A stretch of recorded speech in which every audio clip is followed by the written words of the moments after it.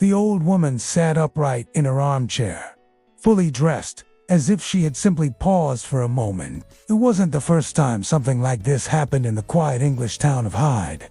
But no one asked too many questions. After all, she was elderly. In a world of rushed physicians, he was a comforting presence. And she'd just been seen, smiling with her trusted doctor, Harold Shipman. Dr. Shipman was calm, soft-spoken, and reliable. He made house calls. He took time with his elderly patients. The only thing that eased her pain were morphine injections. He never forgot it. Years later, as a doctor himself, he carried that same drug in his black bag. But behind that gentle smile was a killer.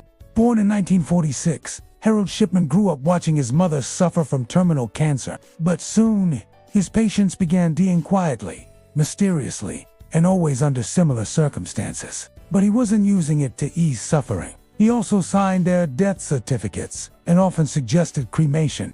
Early on, he was caught forging prescriptions for pethine, a powerful painkiller. He was fined, briefly sent to rehab, but, shockingly, allowed to keep practicing. He was using it to kill. Shipman started his career in the 1970s at a medical center in West Yorkshire. The warning signs were ignored. He moved to Hyde, opened a private practice, and built a reputation as a caring GP. She died suddenly at home just hours after a visit from Dr. Shipman. Her mother hadn't been ill. Then, a strange will surfaced, supposedly written by Kathleen, leaving her entire estate to Harold Shipman. He declared she died of old age and signed the death certificate. They were mostly elderly women. They died in their homes, often seated upright, dressed never in bed. The deaths appeared peaceful, natural. No autopsies were ordered, no eyebrows raised. Many of the deaths she handled were Shipman's patients, and many had died in unusual positions. She voiced her concern to Dr. Susan Booth, who took it to the police, and Shipman was always the last one to see them alive. Had died under his care. Many were cremated. Many had death certificates signed by Shipman alone. No bodies were no charges were filed. He timed their deaths for moments when they'd be alone, ensuring no one would witness what he did. He sat in court, emotionless, as the families of his victims wept. The women he killed had smiled when he knocked on their doors. They thought they were safe. He left behind no confession, no note, just silence. For over 20 years, no one questioned him. Until 1998, Deborah Massey, a local undertaker, began to notice something strange. But a public inquiry later revealed the real toll. At least 215 confirmed murders, with suspicions of up to 250. An investigation began, but was clumsy and incomplete. Shipman, confident and composed, convinced detectives the deaths were natural. Death certifications and controlled drug prescriptions now face far stricter regulations. And during that time, he killed again. Then came Kathleen. She was 81, a former mayor, healthy and active.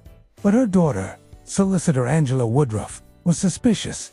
Angela knew it was a forgery and called the police. This time, they listened. Kathleen's body was tests revealed a massive dose of diamorphin medical heroin had been given just before her death.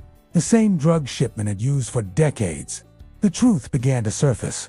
Investigators searched his records. The patterns were chilling. Hundreds of patients, most of them elderly women. He'd injected his victims with fatal doses of diamorphin while pretending it was just a routine checkup. He didn't act out of mercy.